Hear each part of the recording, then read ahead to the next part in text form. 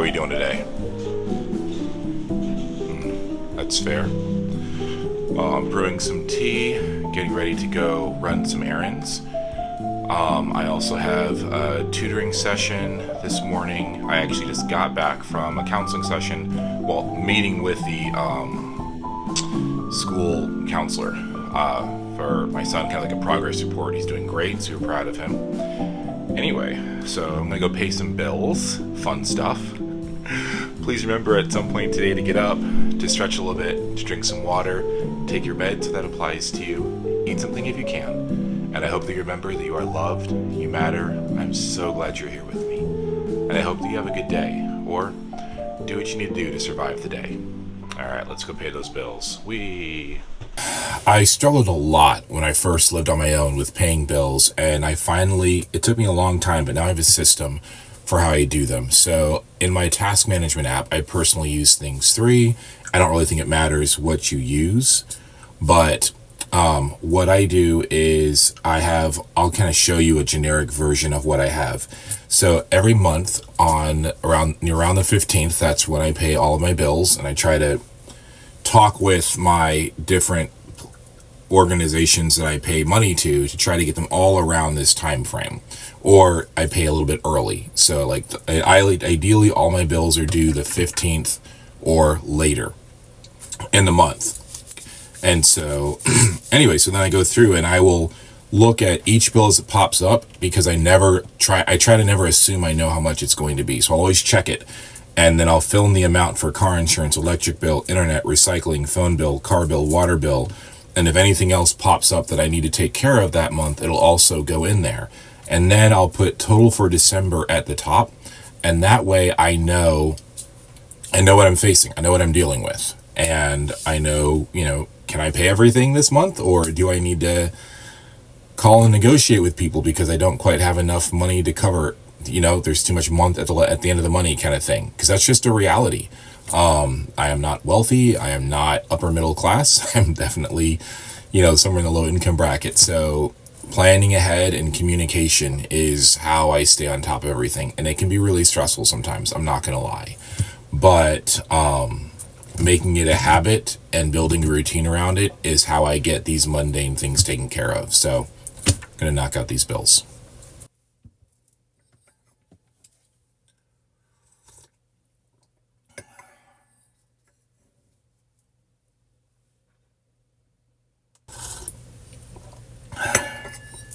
All right. Bills are paid. Yay for being a grown-up. Boo for being a grown-up. And all right, so next we're going to go pick up a book from the library. I don't know why. I did not plan my life right. So I requested the book to one branch, but I'm meeting a student to tutor at a different branch on the other side of town. So we're going to race to one side of town, pick up the library book, because we're not going to have time to pick it up after today. And then we're going to head to the other one so we can, what I just said. Yeah, anyway. All right, let's go.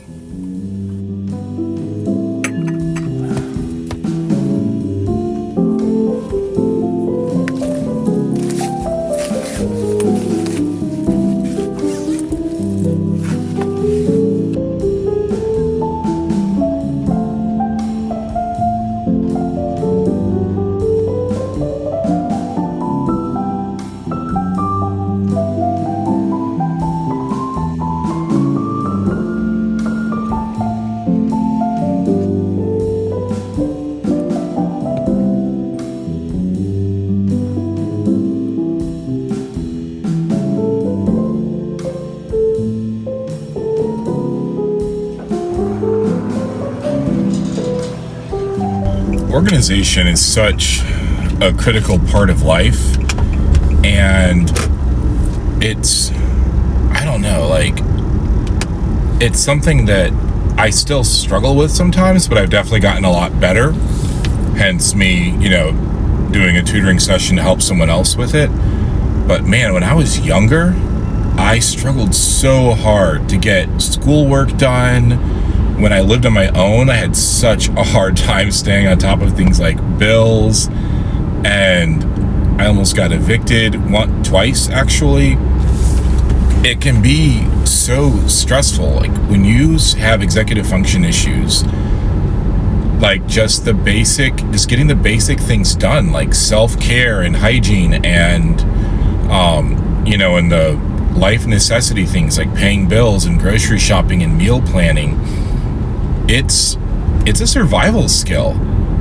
And it frustrates me that not everybody has access to tools and resources to help them. I mean, yes, there are a bunch of YouTube videos. I know I talk about it, and there are a bunch of books, but let's be honest. Sometimes you can read all the books in the world, but without somebody to guide you, it can be very difficult to work through it and to make any real progress. And it can become very discouraging when you are constantly on your own by yourself trying to make this work. Anyway, I don't know. I just wish that there were more resources, especially for neurodiverse adults, to be able to have access to things. I mean, there are resources, but they're expensive.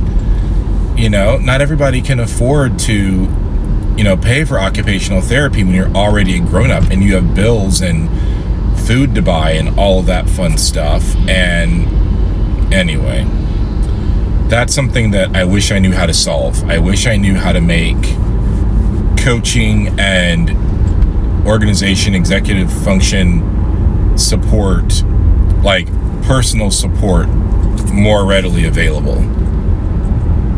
I just don't know where to start.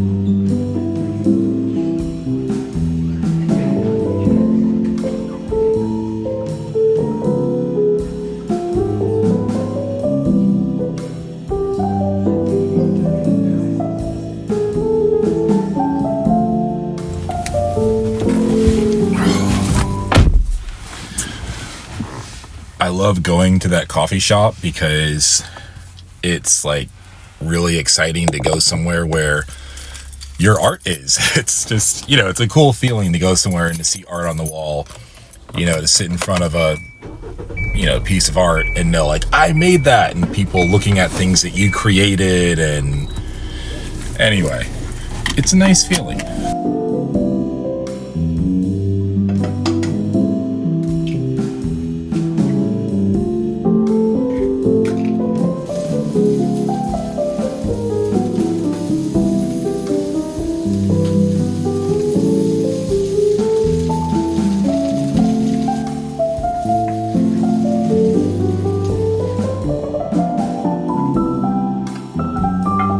Tried stir frying the noodles. I've never done that before, and all the noodles broke, so I have no idea what I'm doing. But it was just eggs and mushrooms and spinach with rice noodles. Not bad. I just did some salt and Italian seasoning. I can't use pepper or anything like that spicy anymore because of my stomach, but this actually turned out pretty good.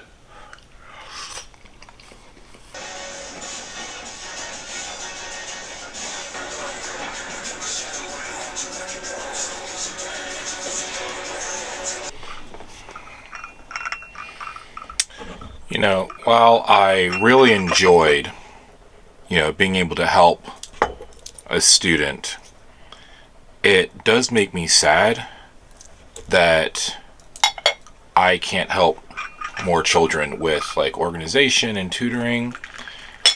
We are having some mint tea this afternoon. That one's for you. And it made me think of this line from Arcane, the Netflix series, where the character Echo says, "It's not enough to give people what they need to survive. You have to give them what they need to live." Because while I was lucky enough to be able to get a diagnosis, and be able to get accommodations, to be able to do occupational therapy, and be able to get support, and I have a spouse that supports me and understands all of this. I've read in your comments here and on TikTok that there are so many adults who are on a ridiculous wait list to get tested, or it's so expensive that they can't get it done, or their insurance won't cover it. I'm sitting here editing this video and I get an email from my therapist's office letting me know that they are no longer an in-network provider for my insurance. I really like the therapist that I have. Like, she's been so helpful. Like, I've made the most progress with this person. She has been such a great resource that I have now lost. Or their spouse doesn't understand, and that line resonates with me so much, because I feel like, yes, for neurodiverse children, but especially for neurodiverse adults, especially the Gen X and some millennials, we're in our 30s and 40s and beyond, and we're getting these late diagnoses late in our lives. We're learning about ourselves, and there are very few resources, or if the resources that exist are expensive and we can't afford them.